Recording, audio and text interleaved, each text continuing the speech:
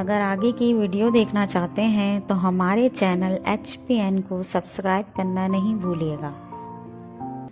और उसी D classification के नतीजे में उस साइफर को जब स्पीकर ने पढ़ा और डिप्टी स्पीकर ने पढ़ा तो उन्होंने रिज़ाइन करते हुए ये कहा था कि हम इसका हिस्सा नहीं बन सकते, ये हुकूमत तब्दील की जा रही है और ये साम्राज्य के कहने पे की जा रही है, बैरूनी कुव्वत के। लिहाजा अगर किसी ने इस साइफर को पढ़ना और देखना है तो वो हमारे चैम्बर में आके अभी इसको पढ़ ले और देख ले।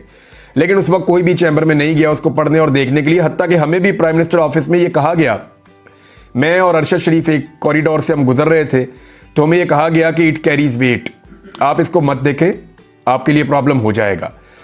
तो साइफर वहां पे मौजूद ही नहीं था नादरीन। जिस वक्त ये फैसला किया गया कि साइफर में दिखाया जाएगा, उस वक्त हमें यह पता चला कि एक ब्यूरोक्रेट साइफर को लेकर वहां से गए हैं और अब वो राब्ते में नहीं है। ये बात यहीं पे मैं रोक देता हूं। उस दिन और क्या हुआ, एक तो ये हुआ कि पहली मर्तबा ऐसा हो रहा था कि जो सहाफ़ी वहां पे मौजूद थे उनमें से किसी को भी मना नहीं किया गया अपना मोबाइल टेलीफोन अंदर ले जाने से। हम सारे पहली मर्तबा अपने मोबाइल फोन जो है वो अंदर लेकर वज़ीर आज़म हाउस में घूम रहे थे। इमरान खान साहब एक मीटिंग कर रहे थे और उसके बाद इमरान खान साहब की हमारे साथ मुलाकात करवाई गई।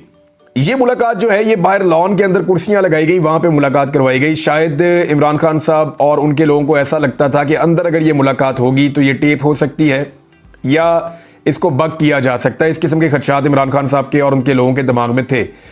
तो बाहर लॉन के अंदर कुर्सियां लगाई गई और वहां पे हमें बिठाया गया। हमें ऐसा उस दिन महसूस हो रहा था कि हम दो अलग अलग मुल्कों की सरहद पे खड़े हुए हैं या दो अलग अलग रियासतों की सरहद के ऊपर हम खड़े हैं, मुखालिफिन की सरहद पे हम खड़े हैं। वो इसलिए कि इससे पहले जब भी हम प्राइम मिनिस्टर ऑफिस में जाते थे तो हमें लगता था कि प्राइम मिनिस्टर ऑफिस के अमले का रवैया कुछ और होता था। उस दिन हमने देखा जो वहां पे ऑफिसर्स और अमला है उनका रवैया कुछ और है। ऐसा लगता था शायद वो चाह रहे हैं कि हम वहां से चले जाएं वापस। और जब अब सहाफ़ी को ऐसा महसूस होता है ना कि यहां से हमें कोई चाह रहा है कि हम वापस चले जाएं, तो सहाफ़ी को लगता है कि यहां पे कोई बहुत बड़ी खबर है, मुझे यहीं पे रुकना चाहिए। तो इसको हमने भांप लिया था, तो हम वहां पे काफी देर तक रुके रहे। इमरान खान साहब से हमारी मुलाकात लगभग आधे घंटे से ज्यादा हुई और ये बाहर लॉन में बैठकर मुलाकात हो रही थी। कुछ चीजें मैं आपको बताता हूं जो शायद मैं आपको पहले नहीं बता पाया। वहां दो लाइनें लगाई गई थी, ऐसे कुछ चेयर्स यहां पड़ी थी, कुछ चेयर्स इस तरफ पड़ी थी और सामने इमरान खान साहब की 3-4 चेयर्स थी। एक में इमरान खान साहब बैठ गए और उन्होंने मुझे इशारा किया कि इमरान आप इधर आ जाए। मुझे बड़ी हैरत हुई, मैंने कहा जी मेरी जगह उधर है, मैं उधर बैठता हूं। और मैं वैसे भी थोड़ा इस तरह इन चीज़ों का मैं एहतियात करता हूं कि मैं जो मेरी जगह है वहीं पे मैं बैठूं। तो इमरान खान साहब ने कहा कि आज आपकी नौकरी चली गई है, यू आर द विक्टिम। उस दिन मुझे अलीम खान ने नौकरी से निकाला था और ये खबर पूरे पाकिस्तान में फैल गई थी। तो इमरान खान साहब ने कहा दैट इज़ वाई मैं आपको कह रहा हूँ कि इधर आके बैठ जाए, आपकी नौकरी चली गई है। एक सारी एकजहती तौर एक कुछ चीज़ थी। तो अरशद शरीफ साहब ने मुझे यहाँ कंधे से पकड़ा, हालांकि मेरे साथ उनका इतना ज़्यादा उस वक्त ताल्लुक नहीं था। उन्होंने मुझे कंधे से पकड़ा और पुश किया और कहा आप बैठ जाएं यहाँ पे, टुडे यू आर स्पेशल। तो मैंने वहाँ बैठने के बाद कहा कि अगर किसी और को अपनी नौकरी से प्यार नहीं है तो वो इमरान खान की दूसरी तरफ आके बैठ जाए। और ये मजाक में हम बात कर रहे थे, लेकिन उसके बाद संजीदा बातचीत शुरू हुई। इमरान खान साहब बैठे, उनका सारा का सारा फोकस इस बात के ऊपर था कि साम्राज्य आ रहा है, मैं इसको कभी तस्लीम नहीं करूंगा।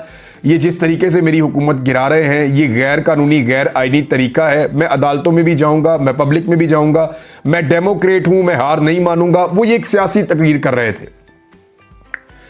हमने बार बार उनसे जनरल बाजवा और जनरल फैज के बारे में पूछा, लेकिन इमरान खान साहब उस बारे में बात करने से उस रात वहां पर गुरेज कर रहे थे। लेकिन वो ये कह रहे थे कि आप सब कुछ जानते हैं और अवाम के सामने सारा कुछ आहिस्ता आहिस्ता आ जाएगा।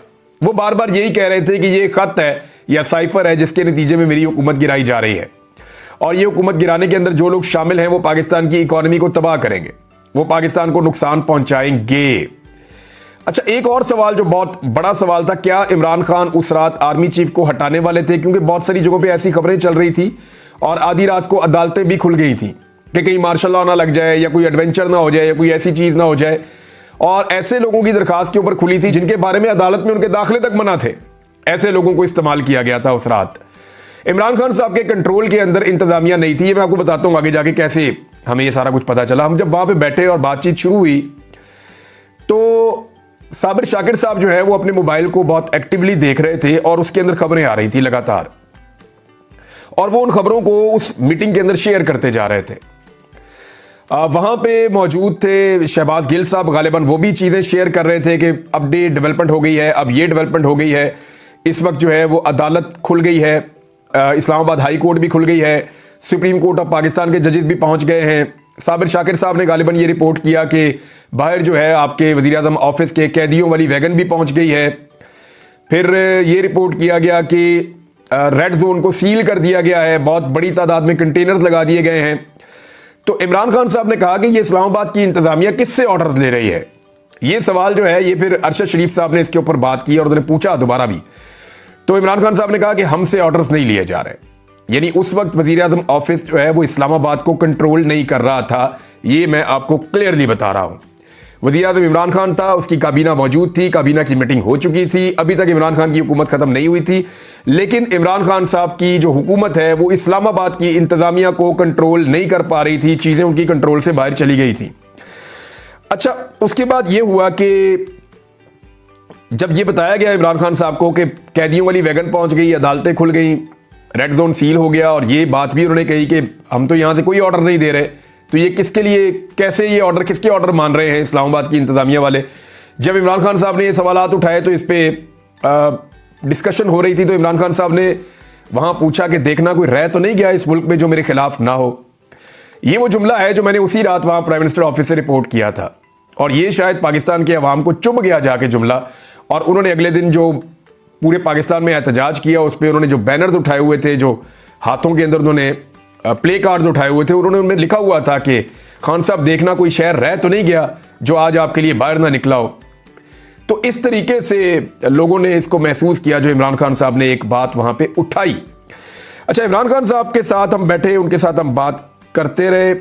इमरान खान साहब को ऐसा लग रहा था कि ट्रस्ट का मसला हो रहा है, यानी वहां पे कुछ ऐसे लोग आ जा रहे थे जो पॉलिटिकल लोग थे उस लॉन के अंदर, जिनके आने पे मैं महसूस करता था कि इमरान खान साहब थोड़ा सा अपने आप को होल्ड कर लेते थे, और उनके जाने के बाद दोबारा इमरान खान साहब बात करते थे।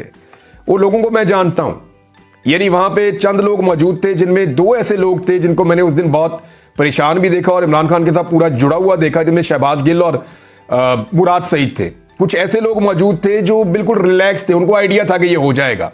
हमें ऐसा लगा कि इमरान खान साहब सिर्फ ये चाहते हैं कि हम इस सारी सूरत को विटनेस कर लें, और उन्हें ये आइडिया हो गया है कि जो देखने के लिए हमें बुलाया गया था या जो हमें दिखाना था वो हमें अब नहीं दिखाया जा सकता। लेकिन उन्होंने फिर भी हमें वक्त दिया। उस वक्त भी वो नहीं चाहते थे कि मीडिया वहां से कोई मनफी तासुर लेकर जाए, लिहाजा उन्होंने हमारे साथ जो मुलाकात की उसमें मैंने जो महसूस किया, बाकी सहाफ़ी इसकी तस्दीक कर सकते हैं कि वो बहुत कॉन्फिडेंट थे, वो बहुत मजबूत आसाब के मालिक दिखाई दे रहे थे। वो ये मैच हार रहे थे और उनकी शिकस्त यकीनी थी, लेकिन इस वक्त भी वो मायूस नहीं लग रहे थे।